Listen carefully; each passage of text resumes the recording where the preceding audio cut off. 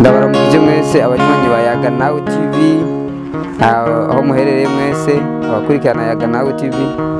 Uyu munsi rero ni wa munsi udasanzwe, aka kanya n'akakanya kawa cya gihe cyo twumviriza umugani. Ariko rero icyo twama tubasaba kuri Yaga Nawe TV ni commentaire hamwe na partage, kubera ko hari benshi bifuza ibintu by'imigani n'ibindi biganiro by'akaranga ku Burundi niba bironkane, kubera Yaga Nawe TV yaje ngaha kubwacu kubwanyu, bisaba ko dufashanya twese kugira ngo tuze turabishikiriza abandi abadashobora kubironka. Rero muri bwa bumwe muri rwa rukundo dukunda Yaga Nawe TV, cyo tubasaba uyu munsi ni like, commentaire na partage birenze cyane yaho ku rugero rwaho twahora tubikora. Uyu munsi rero muri kumwe na Jean Niyomwungere, umunyakaranga akunda Burundi gusumbya uko yikunda. Umunsi rero dufise akantu karyoshye ko mugani bita tungira inyama ku ihembe. Harabaye umugabo akitwa tungira inyama ku ihembe. Uwo mugabo rero nuko mvuga ngo yari umugabo cyari gikoko cyitwa tungira inyama ku ihembe, kirahenda umugabo w'ikiburabwenge. Uwo mugabo w'ikiburabwenge ugasanga yari afise inka. Ico gikoko rero citungira inyama ku ihembe gigira wa mugabo wabage yanka. Wa mugabo rero araheza arayibaga, kiraza kiragagaza ngo kije kurahura umuriro. Gishitse kibwira wa mugabo kiti ncirasha naye nzogucira. Wa mugabo araheza aragicira, agiha igikenye kiratwara. Ariko nticahaha kiragaruka, kigarutse kimubwira ngo ncirashaho nanjye nzogucira. Aracongera ikindi gikenye kiratwara. Ariko rero cya gikoko citungira inyama ku ihembe nticahaha, kitazimaze zose. Carazitwaye kugera aho zimara, kuburyo naho gitwara rwa rushato. Hama wa mugabo asigara atana kimwe afise. Wa mugabo ngo abone biramuheranye byose, abwira umugore wiwe yayivungenza afise imbanyi ngo burakura meza. Wa mugore arahunga. Undi musi ugira gatatu, cya gikoko citungira inyama ku ihembe kiragaruka kimubwira kiti ncirashaho nanjye nzogucira. Wa mugabo nawe aratakamba arasaba imbabazi ati ndagusabye umbabarire byose byaraheze. Cya gikoko citungira inyama ku ihembe kimubwira kiti uravuga ko wambwa yimbwawe. Gereza kimugurukirako kiramutemagura n'abana biwe bose. Cyama kiritahira, kitahiye kirashika nimuhira. Gisi muhira gishika kibwira umugore kiti wa mugo njanira umuriro niyotere, kwa rugabo rw'ikiburabwenge ndarunize. Wa mugore aracana, cya gikoko na wa mugore waco birota byose umuriro.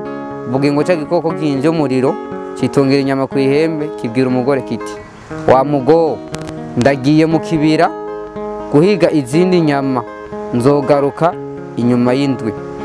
Cya gikoko kiragenda. Wa mugore rero wa mugabo w'ikiburabwenge yarahunze, araza ashitse imuhira asanga inzu n'umusaka. Ashitse amaze kubona inzu n'umusaka ayihereza akaganza ati yo mbega mana y'i Burundi ndabigendanze gute. Mugore arabura uko abigira, ariko aratimba ararinda yinjira mu nzu ya wenyine aribana, arahava aza arasenya avoma. Niho rero yanda yari yibungenze yamubwira iti ma pfuka mu mvyare. Wa mugore nawe ati oya mwananje sindasenya sindateka sindasasa eka sinkuvyara. Ngo yandi hengere wa mugore ahejeje kuringaniza udukorwa twose, iraheze iravuka. Haheze havuka umwana w'umuhungu, yavukana imarabwira hamwe n'inkota iri mu bwubati. Amaze kuvuka abarira nyina ati mbega ma data na bene wacu bari he? Nyina nawe aramwishura ati reka mwananje sigaho, cya gikoko bita tungira inyama ku ihembe cyarabamaze cyarabahejeje. Aramubaza ati none gama za nka za data nozibariza he? Sigaho mwananje cya gikoko tungira inyama ku ihembe cyarazimaze. Kakana kaca kafata ingingo yo kuja muhira wa mugabo gaca gikoko tungira inyama ku ihembe. Niho kagenda gashitse kavuga ati gira umwami yemwe abo ngaha kwatungira inyama ku ihembe. Umugore wa cya gikoko aritanganyiza ati yego dawe. Kakana karavuga kati gira umwami yemwe abo ngaha kwatungira inyama ku ihembe. Nterurira ku rusenge niho utwo kurya turyoshye tw'umuvyeyi yibarutse niko tungira inyama ku ihembe agize. Kakana baheza bagaterurira ku rusenge kari gikenye ca mbere karashira nyina arateka.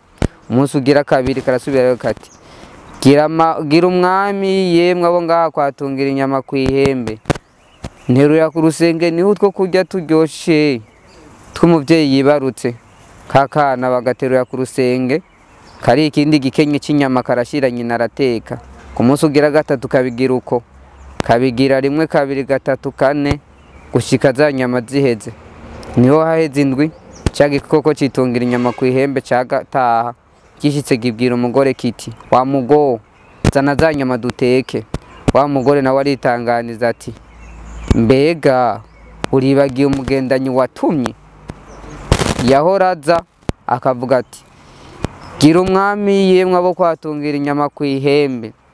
Ngo nterurira ku rusenge niho utwo kurya turyoshye tw'umuvyeyi yibarutse niko tungira inyama ku ihembe agize. Yaraje rimwe kabiri gatatu araza gushika zimaze. Mbere tiwo nukuje no mwijoro atanguranwa n'ubuca. Ejo ndazi koje uzomubonaje atanguranwa n'inkoko. Cya gikoko kiti reka nanje azonsangayo. Niho umunsi ugira gatatu kakana karaza kati gira umwami yemwe abo kwatungira inyama ku ihembe.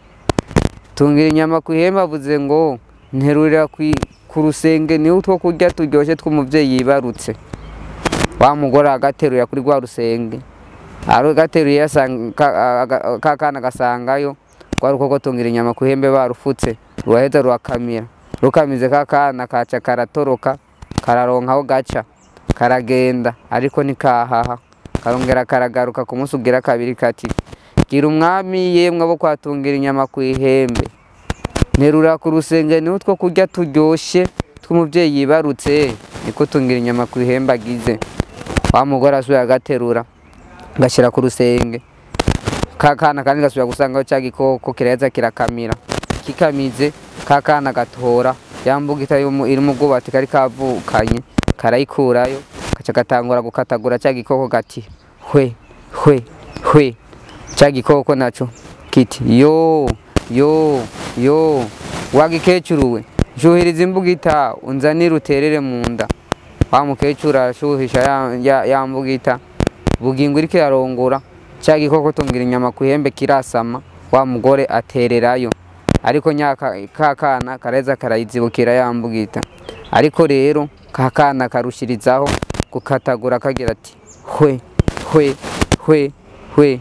Cya gikoko giti yo wagikecuruwe shuhiriza amazi unzanire. Wa mukecuru arashusha bukwi na bukwi bugingo wa mubindi uri kurasebura.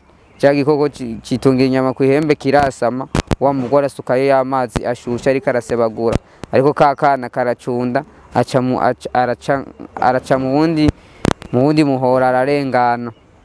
Ariko rero kabandanya kishimiza kati hwe hwe hwe. Cya gikoko citungira inyama ku ihembe kiti ncagatoki gahera utora utwanyu twose n'utw'abandi. Cya gikoko kiracikana. Ugasanga rero muri cya gikoko hari abantu benshi cariye n'ibikoko byinshi cariye. Haraheza havayo abantu benshi se wa mukana n'abavukanyi biwe n'abandi bantu n'itundi dukoko n'ibindi bikoko by'ubwoko bwinshi byose biraheza birishika birisesa biva muri cya gikoko. Kuva rero uwo munsi umuntu wese w'umugabo avuye muri nya gikoko akubitira imvyeyi kakana n'ishuri araheza barazikoranya barazegeranya baziharura basanga zivuyemwo ububande bubiri. Kije nohera hohera ico gikoko citungira inyama kwihembe cyari cyashatse kumara abantu n'utwabo twose. Murakoze. Muri uyu mugani rero inyigisho twokuramo uyu munsi turumva ko twari dufise abantu babiri na cyane bakina bagize uyu mugani bakomakomeye, mbere mvuge ni batatu. Aho hari igikoko tungira inyama kwihembe n'umugabo w'ikiburabwenge hamwe n'akana kaje kavutse kaje guhabuza se nabo bivukana n'abandi bantu bose. Tumugani rero iki twigisha uyu munsi turumva ko icyambere ngaha twokuramo inyigisho bakunda kuvuga ngo ukora icyiza ukagisanga imbere. Twumvise ko aka kana katabaye kibaje ngo agiye gutabara se, kumbe gakijije Burundi n'abarundi kuko bari amaze ngo umugani ugana kariho. Rero uyu mugani kandi uratwigisha nyene yuko ibi vyabaye ngaha muri uyu mugani no mu kibano cacu biriho. Hariho abantu usanga badufise canke bafise ingeso yo kurya ibintu vy'abandi bakagomba no kubarenganya. Rero twumvise igikoko ukuntu cyagombye kurenganya uwo muntu ku buryo kimurira ku twiwe twose, camara kutumara amaze gutaka agatakamba kikamwima ikigongwe ahubwo kikaramuka kimuriye. Mugani rero uratwigisha ubwa mbere kugira impuhwe no gutahurana. Igikoko cyaraze gutahura uwo muntu kuko yaragereje kutyaco ibyiwe byose ko ariko kigeza kwimushimira kimuriye naco. Rero twumvise ko aka kana kandi kaje kuhabuza, ariko umwigi kagiye kabagenda kiteguye. Umugani watwigisha kugenda igihe cyose tuko turakora ikintu ko twokwitegura, na cyane iyo umuntu ari ku rugamba akagenda ku rugamba yiteguye. Twumvise ko ubwa mbere kagenda kagira ngo nterera ku rusenge niho two kurya turyoshe tw'umuvyeyi yibarutse niko tungira inyama kwihembagize, kumbe kagiye guhora. Mwumvise rero kandi ko kagiye gukomoza kandi karatabarutse kavuye ku rugamba gasanga kashengwe kandi kashengurukanye ibintu byinshi. Mwumva ko kakijije se kagakiza biwabo, kagiza n'abandi bantu gatanaze, kagiza n'ibindi bikoko. None rero batubwira ko ukora ineza ukayisanga imbere, wakora inabi ikaguherekeza. Uyu mugani utwigisha byinshi. Hari abantu bunye tugomba gukora ibintu canke bashaka gukora ibintu ari uko bahawe impera, ariko mu Burundi bwa kera canke mu Burundi bwa Nyaburunga umuntu yarakora hama agashimirwa bivanye n'ivyo yakora. Umugani rero atwigisha ko twokora hanyuma mu nyuma babona ko twakoze neza gaheza bakadushimira. Bakana katabaye umuryango ugasanga atabaye igihugu cyose, baheza umwe wese mu watabarutse aheza agakomoreza imvyeyi n'ishuri bazikoranye basanga zuzuye ububandi.